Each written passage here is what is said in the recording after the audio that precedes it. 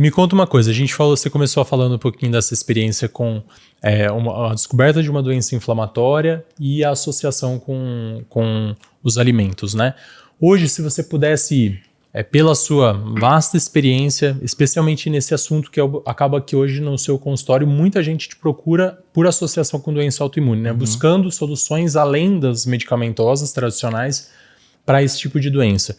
Se você fosse enumerar 5 alimentos que hoje você observa na prática como os mais frequentemente associados, quais seriam a esse tipo de inflamação? Ótimo. Na verdade, a gente sempre tem que pensar se você, por exemplo, tem uma doença autoimune, ou, por exemplo, você simplesmente quer emagrecer. Eu tenho um core muito grande de emagrecimento. Então, a gente que tem, todo nutricionista, todo médico integrativo, todo profissional dessa área tem muito público de emagrecimento. E nós temos muita gente com doença autoimune. É um dos nossos pilares ali de trabalho. Tanto na autoimune quanto no emagrecimento, existe uma base, um pilar que se chama modulação inflamatória essencial. Você só perde peso, por exemplo, e não ganha de novo, se você fizer uma modulação inflamatória essencial adequada. E na autoimune é a mesma coisa. Então, quando você tem dor, por exemplo, numa artrite reumatoide. Numa artrite reumatoide, você vai produzir muito uma proteína que se chama ciclooxigenase 2. Você produz muito, muito, muito, muito.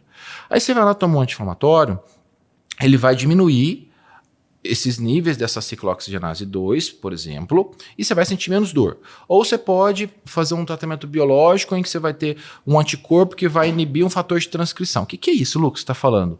Vai modular a inflamação de uma forma medicamentosa. Só que você depende daquilo e esse medicamento tem uma meia-vida. Tá? Então, meia-vida é o tempo que ele tem de ação.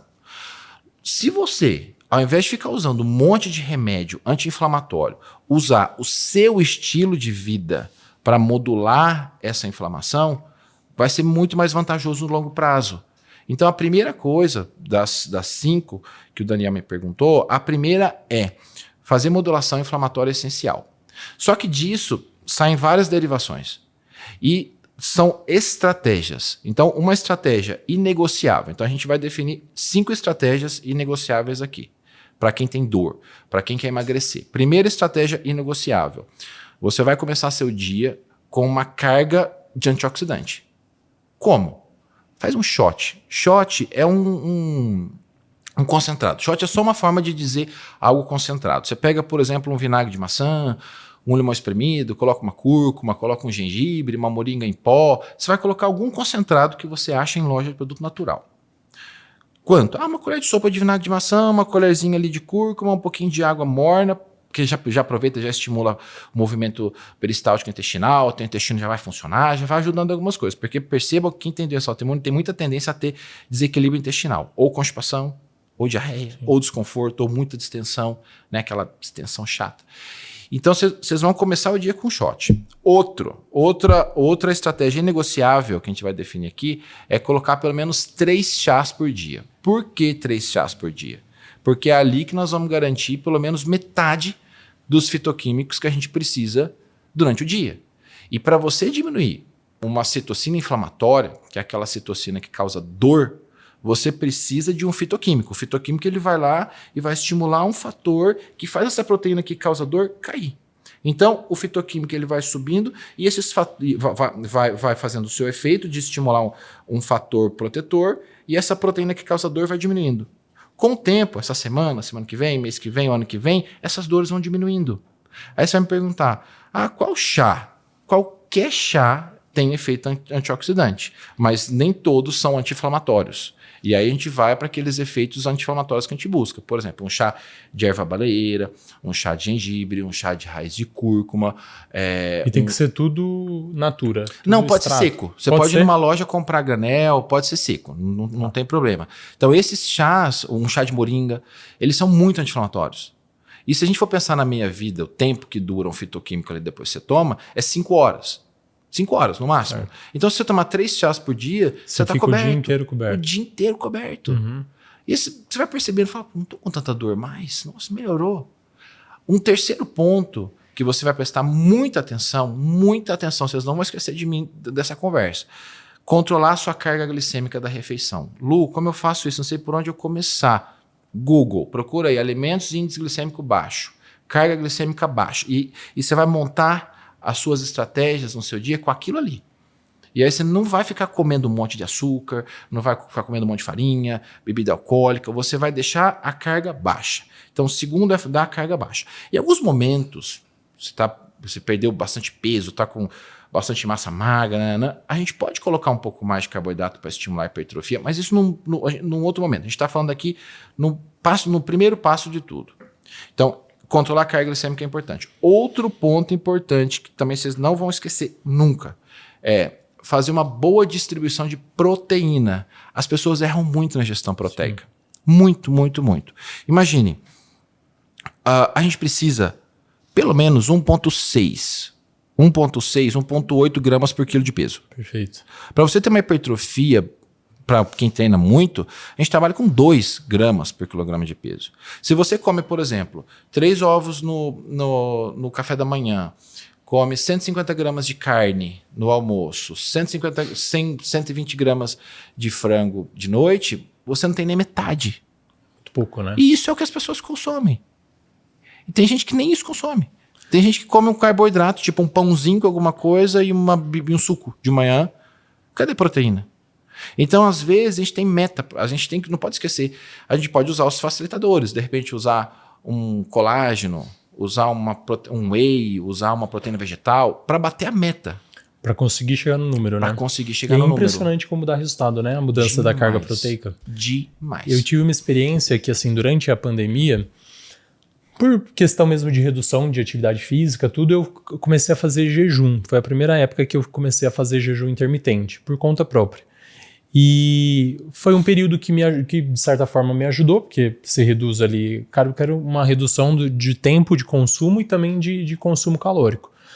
Mas nesse período eu acabei não prestando tanta atenção depois na quantidade de proteína que eu ia consumir naquela janela de consumo. E isso me acarretou uma perda de massa que eu só fui recuperar depois quando eu voltei a me alimentar nos mesmos horários regulares, parei de fazer o jejum intermitente, mas voltei, e aí foi um processo de reaprendizagem de voltar a consumir mais proteína, porque você começa a ficar com medo, né? Assim, depois que você reduz, eu pelo menos fiquei assim, será que eu vou consumir, será que eu vou engordar? E não, né? Você ganha massa e ajuda mais a perder a gordura, né? Incrível isso que você está falando, incrível e importante, porque as pessoas têm muita dúvida disso e fazem, eu vou te dizer que muita gente faz errado. Por quê? Todo mundo vai perguntar, Luciano, se eu fizer um jejum de 16 horas, de 18 horas, eu vou perder massa magra? Vai, se você não bater sua meta proteica no período alimentado, que foi o que o Daniel falou. Ele fazia o jejum e não batia, não conseguia comer a quantidade de proteína que precisava no período alimentado. Que dá mais trabalho, né? Dá muito mais trabalho. Pouco tempo para comer muito. É pouco tempo. E se você comer muito de uma vez, você vai ter desconforto, você vai ter gases, distensão. E nem absorve. Chega a absorver bem? Dependendo da proteína, é melhor. Então depende se está na forma de peptídeo, o tamanho desse peptídeo. Ali, né? Então depende muito. Então, no dia do jejum, você tem meta igual. Então você fez um jejum, por exemplo. Você fez um jejum que começou ontem às 7 da noite. Então você vai jantar e você vai voltar a comer no dia seguinte à 1 da tarde. Então o que você vai tirar é o café da manhã. Você vai tirar o café da manhã. Aí suponhamos que você vai, você vai almoçar, você está pretendendo almoçar meio-dia, não, 1 hora. Quando for meio-dia, toma 2 scoops de colágeno. Vai ter uns 30 gramas de proteína ali. Eu amo quebrar jejum com colágeno. Colágeno é incrível. E as pessoas ainda acham que colágeno não serve para nada. Colágeno é maravilhoso. E aí você coloca um colágeno, coloca um pouquinho de uma gordura, de um ácido caprílico, de um TCM, que é o triglicerídeo de cadeia média. Toma um shake. Toma aquilo. Vai lá, arruma seu almoço. 1 hora depois você vai lá almoçar. Você vai comer sua proteína, o seu peixe, o seu frango, ou se você for vegetariano, vegano, você vai fazer suas combinações para ter fontes vegetais. No meio da tarde, você faz mais um shake.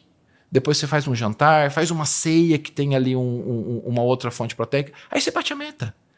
Eu gosto demais de jejum. Eu treino em jejum todo santo dia há muitos anos e gosto muito disso. E eu prescrevo muito jejum para os meus pacientes, mas um jejum assistido. Porque é muito fácil perder massa magra fazendo jejum, porque tem muita gente que tem dificuldade de comer a quantidade de proteína que precisa no período alimentado. Porque no dia do jejum, às vezes faz 2 refeições, almoço e jantar. Não dá para comer tudo. Não dá para ter um monte de proteína.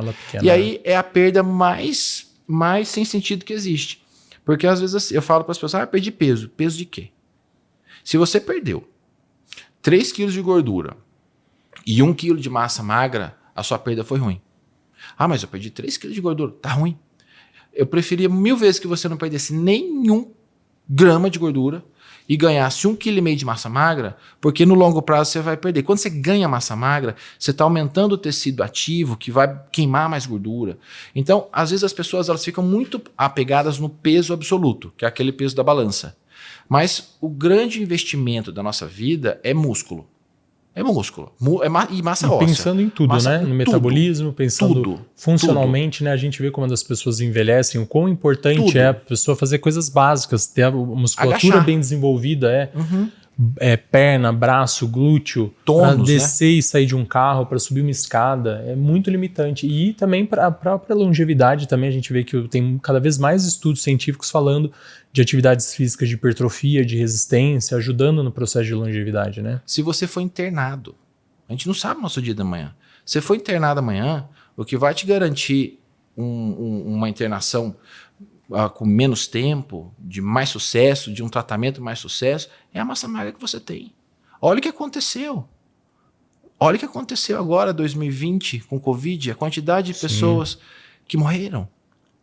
E muitas delas por complicações, por terem um catabolismo muito aumentado. Porque já tinha uma tempestade de citocina, já tinha um processo inflamatório super exacerbado, e ainda não tem massa magra direito e muito tecido adiposo produzindo mais citocina ainda.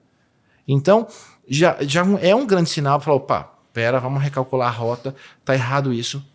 O nosso foco aqui é ganhar massa magra. A gente tem que parar com essa coisa de ficar só pensando em perder peso. Perdi 5 quilos. 5 quilos de quê? Se nesses 5 quilos tem massa muscular, alguma coisa você fez errada. Provavelmente você não comeu proteína direito. Provavelmente você não treinou direito. Essa perda é prejuízo. Essa perda se chama prejuízo.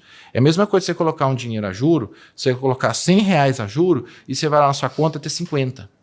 Entendeu? Que investimento é esse? E eu vejo muita gente falando de investimento. Eu vou investir, eu estou agora fazendo investimento em juros compostos, eu estou com não sei o quê. Eu falo assim, e na sua massa muscular? Onde é que está o investimento? Para você usufruir disso aí que você está investindo, você precisa ter massa muscular, filho. Senão você não vai... Para poder viajar, né? Para tudo. Para andar, então, a gente o melhor anda um monte investimento que existe nessa vida, a nossa poupança, é a poupança de massa muscular. E é essa poupança que está no nosso 4º inegociável ali, no nosso 5º inegociável, que é a prática de atividade física diária. Sem dúvida. E as pessoas falam, mas precisa todo dia, não tem que ter descanso. Da onde o povo tira isso? Então não tem que... A atividade física é rotina. A gente não toma banho, não escova dente, não come, não dorme. A atividade física está na rotina. Você não vai todo dia fazer agachamento e treino de perna. Você não vai fazer, porque você tem que ter um tempo de descanso. E no planejamento de exercício, você faz 7 dias, cada dia você faz uma coisa. Então, quando você está fazendo uma coisa hoje, você está descansando esse de hoje a amanhã. E assim vai, então não tem parada. E para quem tem dor, o exercício é obrigatório. Presta atenção, se você tem uma dor crônica, fica sem fazer exercício para ver como essa dor vem com força. E se você não quiser perder peso, não existe outro caminho do que treinar. Fazer atividade física te dá liberdade. Liberdade para você comer, liberdade para você fazer muito mais coisas e não ter uma vida restrita. Eu não gosto de muita restrição. Eu não gosto de estar num lugar que tem um monte de comida gostosa e não poder comer nada de medo de engordar. É muito chato, né? É muito chato. É chato. Você fica uma pessoa chata, aí não como isso. Tem isso, tem aquilo. Não, come, para. Come e compensa depois, né? A gente brinca, muita gente brinca, eu já brinquei várias vezes. A pessoa fala assim, não, eu treino não é pra ficar forte não, é pra poder comer. Sou taurino, né? Eu gosto de comer, eu treino é pra comer mais, pra poder manter, né? Sim. E esse é um ponto importante de atividade. A gente ouve cada vez mais falar a questão de atividade física, de disciplina, mas